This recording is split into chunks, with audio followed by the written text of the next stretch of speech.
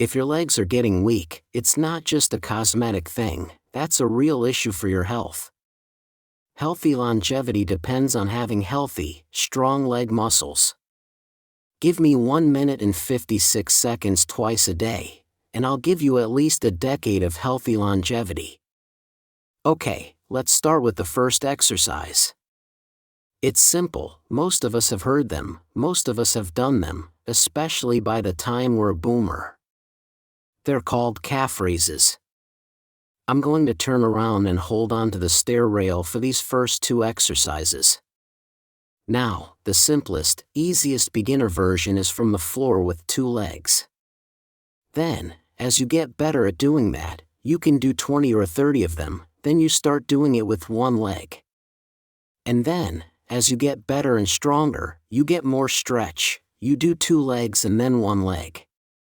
And what I do now is I'm up to 40 of these in each leg, 1 leg on the stair. Very simple. These things will improve your balance, and they'll improve your calorie burn. There's a thing called soleus or gastrocnemius push-ups. Even when you're sitting after a meal, if you push or fire these muscles, it can lower your blood sugar, gastro push-ups or soleus push-ups. So there you go. Here's something that's interesting. Bodybuilders teach beginners to train their legs first. Why?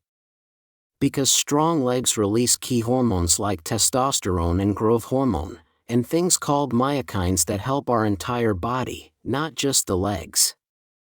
You see, leg exercises, especially those compound movements like squats, lunges, and stair climbing, target some of the largest muscle groups in the body, your quads, your glutes, your calves. These muscles require a lot of energy to move, and when you work them hard, your body releases a range of hormones and myokines that help improve your muscle mass, your strength, and your metabolism. While we've talked about growth hormone and testosterone, leg exercises also greatly impact other hormones too, like insulin and cortisol. And I'm just going to give you a couple of quick reminders. We'll get into the details later. The split squat is more where your weight is on the front leg, but you're bending your back leg. A lunge is different. With a lunge, your back leg, your knee, is more straight. You get more of a stretch here and in your hip. With both of them, you get this distal quad fibers.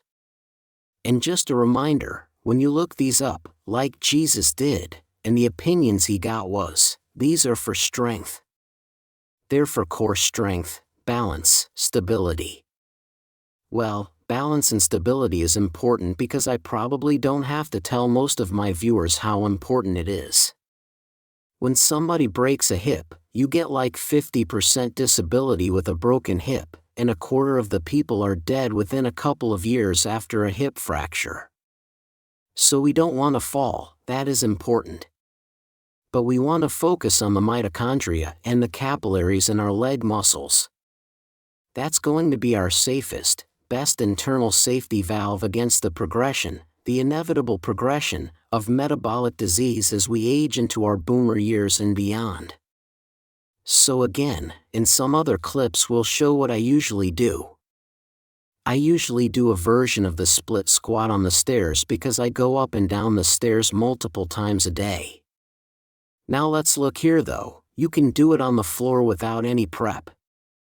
Speaking of prep, let me make a point that I think is critical.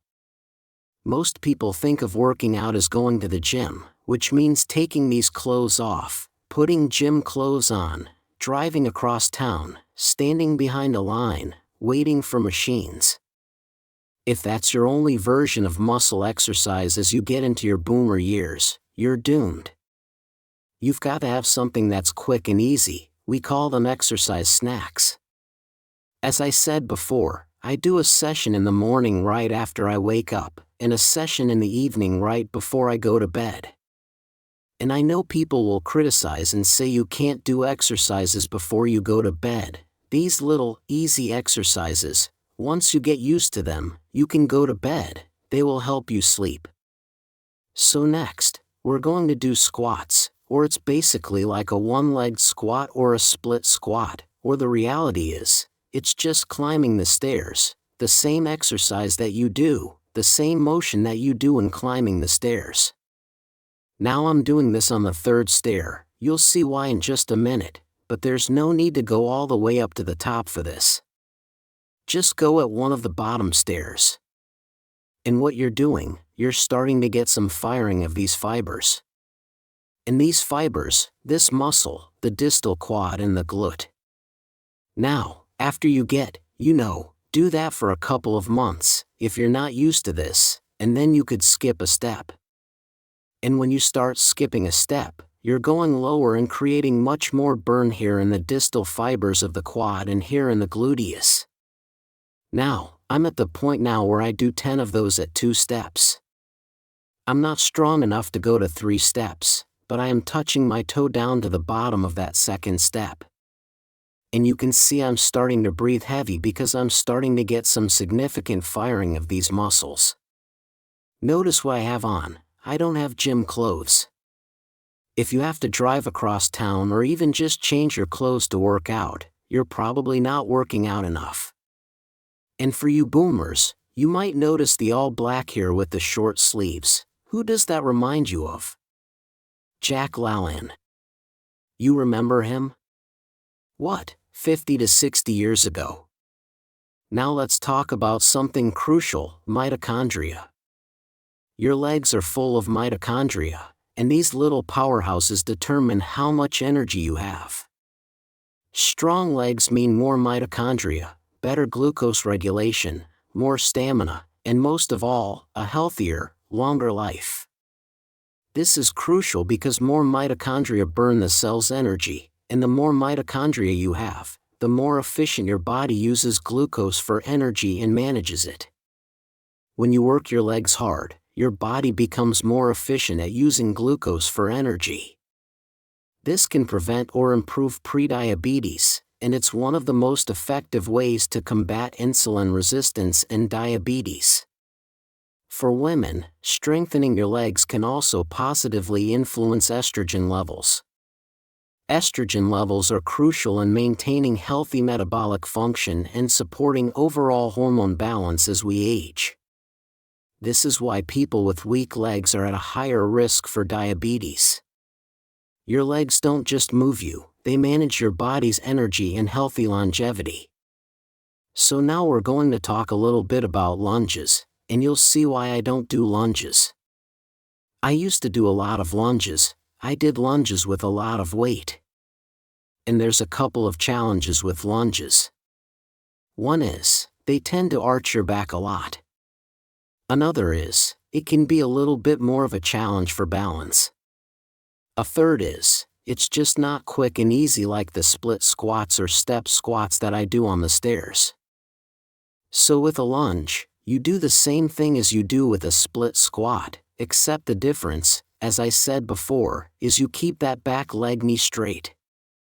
So you go down like that. Again, you get into that same question about knees over toes. I know it's hard to see straight on, but we want to get both views. Here's the side view for the lunge versus the split squat. Again, same first movement.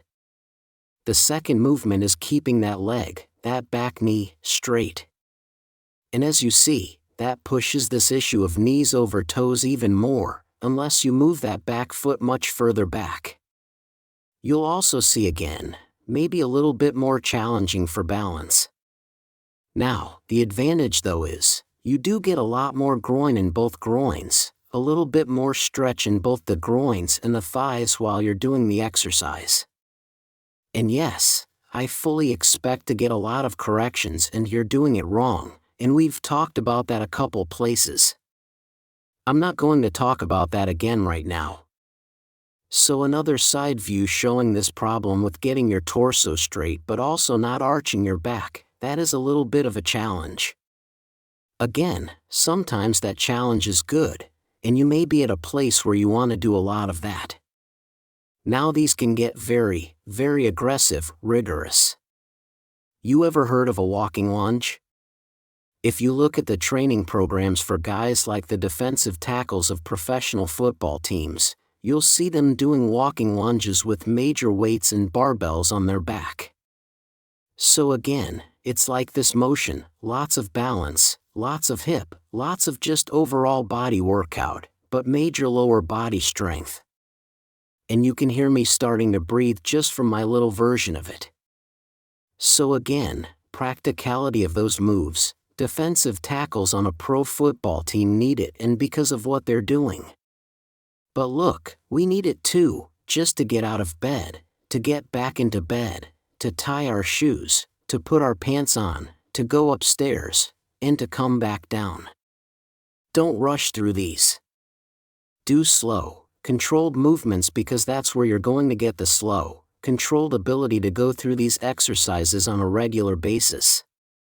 And as I've said before, it's not just about avoiding falls. It's even more so about avoiding that inevitable progression of metabolic disease. These are your best internal safety valves against aging. And just a quick point about having support, again, these movements challenge balance. Just a quick light chair, this is not a heavy chair at all, and it's very, very helpful for balance and avoiding a fall while you're doing these exercises. That's one of the reasons I do them on the stairs, because you have the stair rail to use for balance. But you can also end up doing a little bit of a cowboy walk if you get those too sore, it'll be okay. Notice that all three of these exercises are things that you can do, for example, every time you go up and down the stairs. You can do it once a day, twice a day, 4 times a day, and that's a good thing. Especially when we get past age 60 to 65, muscle loss at that point, especially in these big muscles of the body, is a major killer and disabler. In getting good muscles here, metabolically active muscles, increasing those mitochondria inside the muscles will save your life. By now you should already know how important it is to work your legs hard. But let's pause and clarify this. Working your legs isn't just about bulking up, it's about improving metabolism, increasing muscle tone, and ensuring your body functions efficiently and ensuring that you have healthy longevity. The metabolic changes triggered by leg exercises don't just build muscle, they support overall muscle health, which is crucial for healthy aging. But what if you have knee or hip pain or disability? That's really not a problem for strength, and you can modify this. If full squats hurt, do a partial version. If lunges feel unstable, use a chair for balance. The key is finding a version that works for you. Even if you use a wheelchair, you can strengthen your legs. Seated leg lifts and resistance bands can work wonders. It's never too late to build strength. The important thing is to start, and once you start, keep it up. Your life depends on it. Hey, this is a bonus. You ever heard of rucking? You may have heard, remember that song, If You're a Boomer?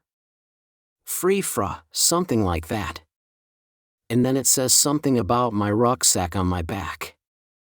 A rucksack is a heavy backpack. You can do it in, you can get these weight vests from places like Amazon. I forgot how much this one was, but it's 40 pounds. Don't start with 40 pounds. I just didn't want to take all the weights out to get down to like 10. Most people, even if you're a very small female who's not done a lot of this, can get used to 10 pounds pretty quickly. And then you'll be surprised at how quickly you can increase weight. So here's another thing to think about. You hear often how people that lose weight, like 30, 40 pounds, they lose a lot of muscle. That's absolutely true. Whether you're doing it with Ozempic or Mounjaro, the weight medicines, or just doing it through lifestyle, you lose a lot of muscle. Once you start walking and rucking with 30 and 40 pounds, you'll understand completely why that happens. So the reverse of that is, as you get thinner, lose that body fat, start rucking, and you're going to protect these critical muscles.